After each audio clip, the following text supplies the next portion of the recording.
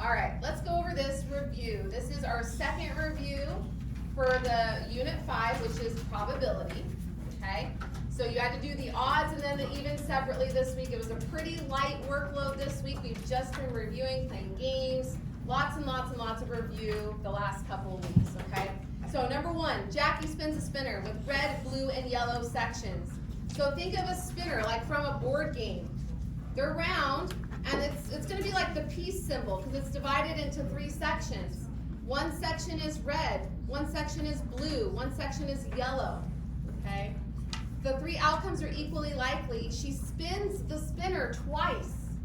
So because she spins it twice, that's why you see the double letters here in the multiple choice. So it says, let R represent red, B blue, Y yellow. What's the sample space for this probability experiment? Well, she could spin the first spinner and get red. She could also spin the second and get red. You could also get red and blue, red and yellow. Then we've used up all of our options with the red starting. So let's start with blue. You could get blue blue, blue red, blue yellow. And then we used up all our options starting with blue. So now start with the yellow. You could get yellow yellow, yellow red, or yellow blue. So you have to go through all the possible orders that you could have gotten those combinations of colors. So the sample space is 1, 2, 3, 4, 5, 6, 7, 8, 9 possibilities, okay? But there's 3 possibilities here and 3 possibilities in doing it the second time. And what is 3 times 3? 9, so you would have 9 total anyway. That's a good, quick way to figure it out. So the answer was D. Okay. D for Darth Vader. May the 4th is coming up. Number 2, each letter of the word race car is written on a card and placed in a bag. If the 7 cards are mixed up and one randomly selected, what is the probability that the card selected is a vowel? First of all, what are the vowels? A-E-I-O-U. A-E-I-O-U, right. So, how many vowels do we have in the word race car? 3. We have 3. And how many letters total do we have in the word race car? 7. Oh, there it is. 3 sevens. See. Easier than it looks.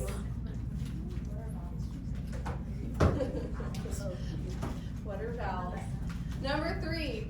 A car dealership noted the number of cars and trucks sold in 1 month along with the color of the vehicle. So we've got colors, we've got car, truck, and total. We also have the totals over here. Okay, so we have a whole 2-way diagram. What is the probability, rounded to the nearest thousand? The thousandths is how many decimal places? What? 3. 3 is right. That a vehicle selected at random was black or a truck. I want to highlight the word or. Or means to do what, guys? Add. Means to add. Now, some of you guys wanted to just look at totals, but here's the problem. If you just look, we have black. Here's the black column, and there's the total black. Here's the truck row, and here's the total trucks. Isn't there a number in there that will get counted twice if I just look at the totals? Which one? 20. This gets counted twice because it's in the black row, so it's in the 40. That's a 46 total. And it's also in the truck row, so it's also in the 60 total. So we have to account for that. If you use the totals, you have to subtract the overlap, the excess, the one that gets counted twice. So there's a couple different ways you could have done this. I recommend just going through and adding the numbers that you need. So you would just need to add 12 plus 16 plus 20 plus 26 plus 12 and put that out of your total, okay? That's what I would do. If you do the totals, like a lot of you guys wanted to do and you were confused when I told you not to do it that way, then you would look at the totals. You've got 46 black vehicles plus 60 trucks, but you have to subtract off the number 20 because it gets counted twice. But then you still have to put that out of the total. What was the total? 135. Okay. So let me show you, 46 plus 60, 46 plus 60 is 106. And then subtract 20 from that, we should get 86 as our numerator. And then if I just added the numbers that I have marked here on my table, 12 plus 16 plus 20 plus 26 plus 12, I'm still going to get the same thing, okay? So these are two ways to go about it. The reason why I would prefer if you guys did not focus on the totals is because you guys always forget to subtract the one that gets counted twice. So I highly recommend that you just circle the numbers that you need to add and put that out of the total. JJ, I need you to turn around and pay attention, please. Okay, so 86 divided by 135 to 3 decimal places would be what? 0.637. Okay. So I'm not pointing out things to make you feel bad. I'm pointing out things to show you this is the mistake I'm seeing you guys making. Here's what I think you should do to avoid making that mistake. So I'm just trying to give you pointers. It's up to you if you take my pointers or not, you know. I'm here to help you as best as I can, but then you've got to take what I've taught you and run with it, okay? All right, number 4. Kaya likes to read comic books and watch superhero movies. She talks to her friends to see which they prefer. Kaya learns that Joe, Anna, and Zeta read comic books. Elena, Joe, Leah, and Zeta watch superhero movies. Her friend Diego doesn't like either. So we have this table that we need to figure out, and it wasn't hard. I would focus on where the 7 is because we know that that's a total. So what should this top number be? 5. A 5, right. And then if I look at where this 3 is, this was a total of the no comic books. If this number was 1, what was this one? 2. Right. And then I can look at my total being a 5 and look at the movies. That means this number had to have been what? 3. A 3. 3 plus 2 is 5. And then now this total column has to add up to 4. So what's the no movies? 1. 1. Right? No movies and comic books is 1. That was pretty easy. Okay. That's all you had to do for that one. You didn't have to answer any other questions about the table except to fill it out. Okay. Number 5 says a local recreation center surveyed its participants about activities that they play. The Venn diagram shows the number of people who play music, so M for music, and the number of people who play sports, so S for sports. What is the probability that a participant selected at random plays sports? Because it's a single event, it's just sports, it doesn't say given something else, it just says sports. That means I'm just finding the probability of S, which means I just need the total of S out of the total.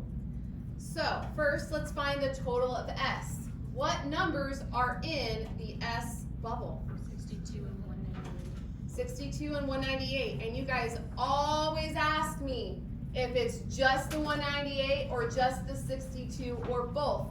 Everything in the sports bubble is what you need to include. Okay? So always both numbers. And then the total, well, how do we find the total overall? We add everything. You add all 4 numbers, the 3 in the bubbles and the not zone. So 120 plus 62 plus 198 plus 420, it should be 800. Let's just check it. So I always need to double check things because I'm human, I make mistakes. And it is 800, so I did good. I done good. 62 plus 198 is 260. Did it say how to write our answer? Did it say? No, it doesn't. So you could leave your answer as a fraction, but what would you have to do to this? You'd have to simplify, you'd have to reduce it. So I would just, well, if I get to choose how I'm gonna write it, I'm gonna go with the easiest way, and that would be a decimal. 260 divided by 800, and oh, I can just write exactly that, 0.325. It's exactly 0.325. Okay. Any questions on this first page?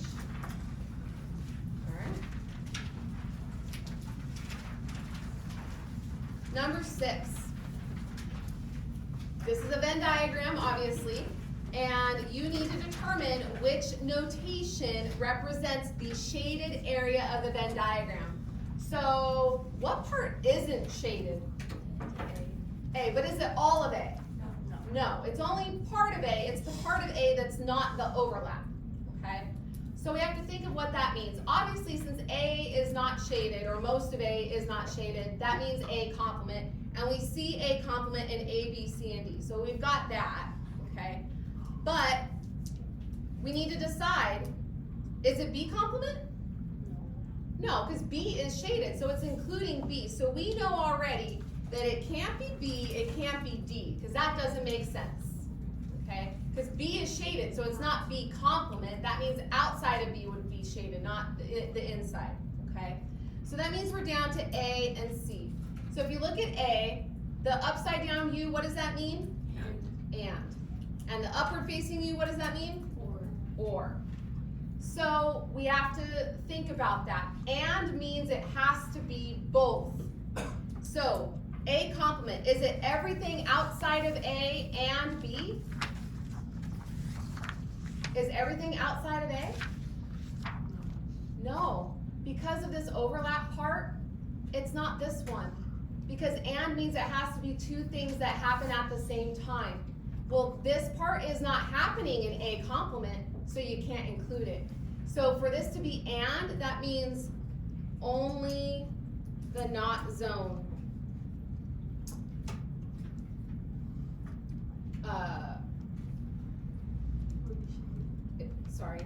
A and B. So only the not zone and part of B.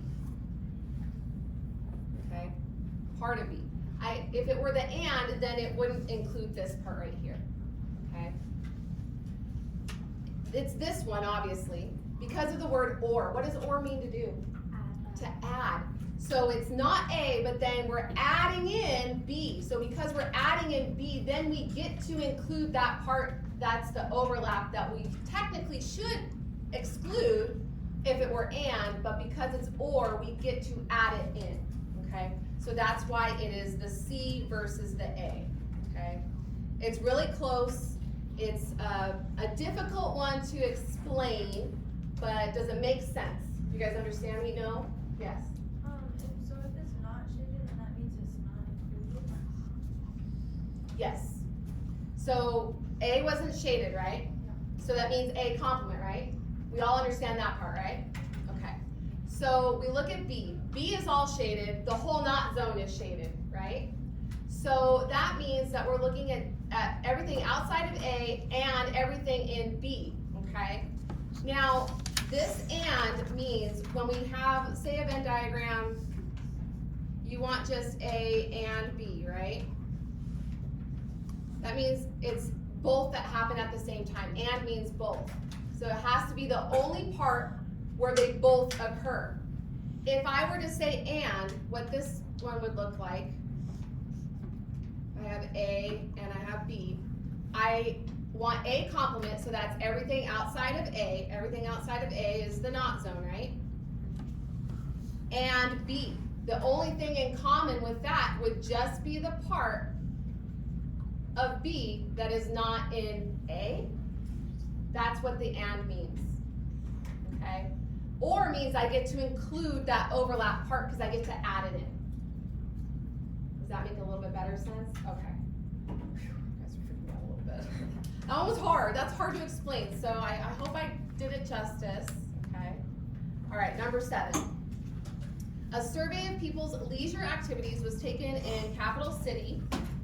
B is the event that a randomly selected adult read a book in the last month. M is the event that the randomly selected adult saw a movie in the last month. So B for book, M for movie. The survey results estimates the probabilities of these events. So we've got probability of B is 0.57, probability of M is 0.65. The probability that a randomly selected adult both, what does both mean in probability? Means and. Both read a book and saw a movie in the last month is estimated to be 0.39. So I can write this as the probability of B and M equals 0.39. Bless you. You're welcome.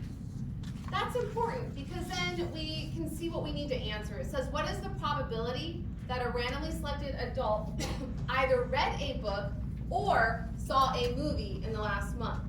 So now there's the word or. So we're looking for the probability of B upward facing U, M. B or M. Okay? Now, there's a both. There's an and. Doesn't that mean these two events have stuff in common? Because it's not zero. That means they're not mutually exclusive. So that means when I look at which or to use, it's the addition rule. I can't use the mutually exclusive one because they're not mutually exclusive. I have to use this one. So I have to add the two bubbles together and subtract the overlap, subtract the and. They gave me all the pieces. So the probability of B was 0.57, plus the probability of M is 0.65, minus the probability of both. The overlap that gets counted twice, that's why we have to subtract it off. So 0.57 plus 0.65 minus 0.39, so 0.83.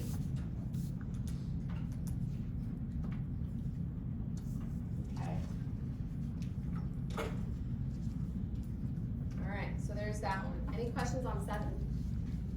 Okay, so that was the addition rule. Number 8, the Venn diagram shows the results of a survey done by a gardening website. Set C represents a visitor to the site who read an article about composting, so C for composting. And O represents a visitor who read an article about organic gardening, so composting and organic gardening. So this is all they gave us. They gave us the total of bubble C, the total of bubble O, and the not zone. So not composting, not organic gardening. And then the question continues on up here. It says, what is the probability that a randomly selected visitor to the website read both articles? What does both mean again? They want the and. So the probability of C and O is what they're looking for. Well, if I go back to the picture, that means they want this part, the overlap, okay? We gotta figure that out. I don't know the numbers in the bubbles, but they gave me enough information. If I were to add, if I did have the 3 numbers in the bubbles, and if I were to add them with the not zone, what would it equal? 1. So when we add these 3 up, it's not gonna be equal 1, it's going to be over or under? It's gonna be over 1. The amount that it's over, that's the overlap that got counted twice, okay? So what you gotta do is you gotta take the 0.56 plus the 0.38 plus the 0.28, add those up. So 0.56 plus 0.38 plus 0.28, that equals 1.22. So what's the overlap? 0.22. So then when you write your answer, the probability of C and O is 0.22. Any questions on 8? All right, number 9. A number cube with bases numbered 1 through 6 is rolled. Consider the following events. We have the result is even, the result is greater than 5, the result is odd, the result is prime. It helps if you make a list of what numbers would be in these categories. On a number cube, which ones are the even numbers? 2, 4, 6. On a number cube, what numbers would be greater than 5? Just the 6. What numbers would be odd? 1, 3, 5. And what numbers would be prime? 2, 3, 5. Right. So, it says which of the following pairs, how many are in a pair? 2, like a pair of socks, we're gonna have 2. So how many of the following pairs of events are mutually exclusive? That means that they have what? No effect. Nothing in common. Nothing. Okay, so obviously E and F have a 6 in common, so that's not it. E and O, do those two have anything in common? No, one's even, one's odd, so that's an answer. E is 2, 4, 6. P is 2, 3, 5. Are these mutually exclusive? No, they've got a 2 in common, so that's not it. F and O, are F and O mutually exclusive? Do they have anything in common? No, so they are. F and P, do F and P have anything in common? Nope, so they're also mutually exclusive. O and P, do these have anything in common? Yes, 3 and 5, so these are not mutually exclusive. So E and O, F and O, F and P, these are all mutually exclusive events. They have nothing in common. Okay. Any questions on this one? E and O, F and O, F and P. Okay. All right then, number 10. The Venn diagram shows how players arrived at sports practice yesterday and today. Which Venn diagram shows mutually exclusive events? What does mutually exclusive mean again? Nothing in common. Can happen at the same time. They've got nothing in common. Okay. And for this one, you might also want to think of it as can't happen at the same time. Can't happen at the same time. Especially with this one, because this one isn't a number cube question. This one is rode the bus today, rode the bus yesterday. Worked today, worked yesterday. Walked today, rode the bus today. Walked today, rode the bus yesterday. So we have to think of, well, which one of these things would be mutually exclusive? So, letter A. Could we have ridden the bus today and ridden the bus yesterday? Yes. Yeah, that could happen. So these are not mutually exclusive. So that's not it. Could we have walked today and walked yesterday? Yes. Yeah, so that's not mutually exclusive either. Could we have walked today and rode the bus today though? No. No. We're assuming we're doing one or the other, not both. So this is it. These are mutually exclusive. They can't happen at the same time. And just to check the last one, walked today and rode the bus yesterday, could that happen? Yes. Yeah. Okay. So letter C is the one that is mutually exclusive. This one is mutually exclusive. These events cannot happen at the same time. All right. Number 11 says a survey about family size in Hannah's neighborhood showed the following results. So 0 siblings, probability is 0.21, 1 sibling, 0.36, and so on. Okay, I would be in the 5 or more because I have 12 siblings, there's 13 of us. It says, what is the probability that a child chosen at random is an only child or has just one sibling? An only child. How many siblings do they have then? 0. 0 siblings. So I'm gonna put 0 sibs. If you just have one sibling, well, then that kind of, it says it, there's one sib. Or, what does that mean to do in probability? Add. Okay, so going back to the chart, 0 siblings, here's our only child. Here's our one that has one sibling. So we have to add 0.21 plus 0.36, I'll just do it right here because it's super easy. You should get 0.57. So it was D.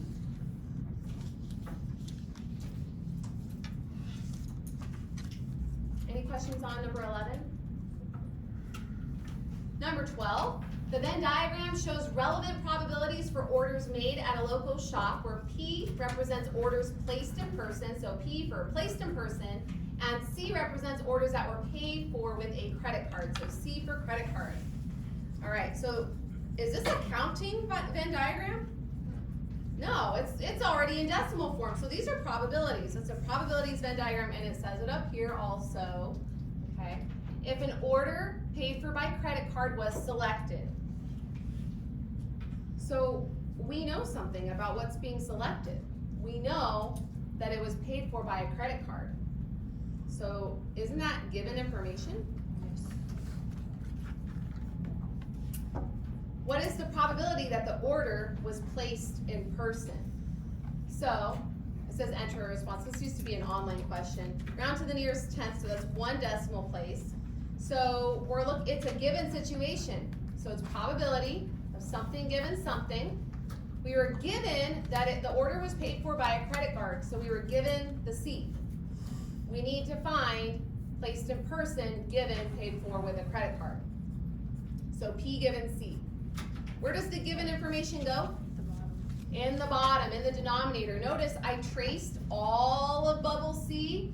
So what should the denominator be? 0.50. because 0.30 plus 0.20 is 0.50. 0.5 is the same as 0.50, FYI. Now the numerator, if we look at our conditional probability, whenever you have A given B, bless you, it's the probability of both over the probability of the given. So what's the probability of both P and C? 0.30. So 0.30 divided by 0.50 is going to be 0.60. It said round to the nearest tenth, so we'll keep it 0.6. And that was the answer to 12. Any questions on 12? Alright. Number 13. The Venn diagram displays information about whether boating and fishing are allowed in local lakes. The set of lakes that allows fishing is represented by F, F for fishing, and the set that allows boating is represented by B, so B for boating. Alright, so find and express each probability as a fraction. So since it's as a fraction, we gotta make sure it's what? Simplified. So if we need to simplify it, we gotta make sure to do so. Alright, so before we do anything though, I believe we are going to need the total overall. How do I find the total total? Do I add up all of these numbers? Just these ones, right? Just the ones inside the box. So 17, 18, 19, 20, 21, 22, 23, 24. So the total is 24. Okay? Alright, so first of all, we need the probability of F given B. Where does the given information go? The bottom. The bottom. So we need to look at all of bubble B. How much is in bubble B? 11. 7 plus 4 is 11. How many of those 11 are F and B? 7. And I can't reduce that, so that's it. F and B. Where's the and zone in our Venn diagram? 7. Out of what's the total overall? 24. Can 7 go into 24 evenly? No, so we're done. Probability of B, so the B bubble is a total of what? 11, and we need to put that over the total. What's the total? 24. Do 11 and 24 have anything in common to reduce out? No, 11's a prime number. You won't be able to reduce that. Probability of F and B over the probability of B. Well, F and B, well, what's the and? 7. It was 7 out of 24, right? We just did that. So 7 over 24 over probability of B. Didn't we find that also? Yeah, it was 11 over 24. So remember, when you have a fraction divided by a fraction, you take the middle fraction bar and you switch it to what? Division, the divide symbol. So 7 over 24 divided by, because that's what fraction bars mean in math, 11 over 24. Dividing fractions, it's easy as pie. You flip the second and multiply. So 7 over 24 times 24 over 11. When we flip the second to multiply, what happens to the 24s? They cancel. So it's just 7 over 11. Isn't that the same as the first one we did? Well, aren't these their formula, the conditional probability formula? The and then the given in the denominator. The and then the given in the denominator. If you can recognize that, it saves you some groundwork to do. Okay. All right, any questions on number 13? All right, number 14. Students at Highland High School were surveyed about grades and video game habits using H to represent the event that a randomly selected student is on the honor roll, H for honor roll, and G to represent the event that a randomly selected student plays video games, so G for video games, G for games, more than 3 hours a day. The survey showed the following probabilities. So they gave us the probability of honor roll, it's 14%. Probability of video games is 29%. Probability of both, because this is and, is 3%. Upside down U always means and, okay? So it's asking, what is the probability of H given G, round to the nearest whole percent?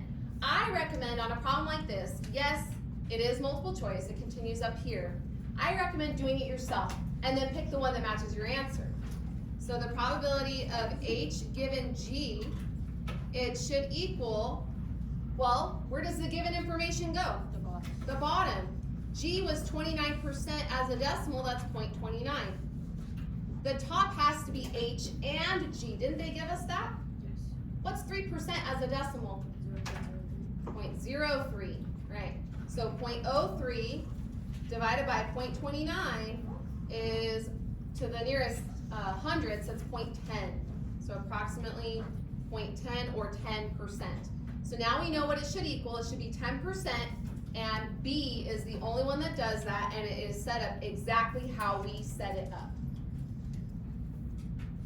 So on a problem like this, I recommend you do it yourself and then pick the one that matches yours. If none of them match yours, then you gotta be strategic from there to try to figure out what went wrong. And look at the formulas on your card if you're using your note card. Okay. Number 15, Lizzie knows there's a 50% chance of rain.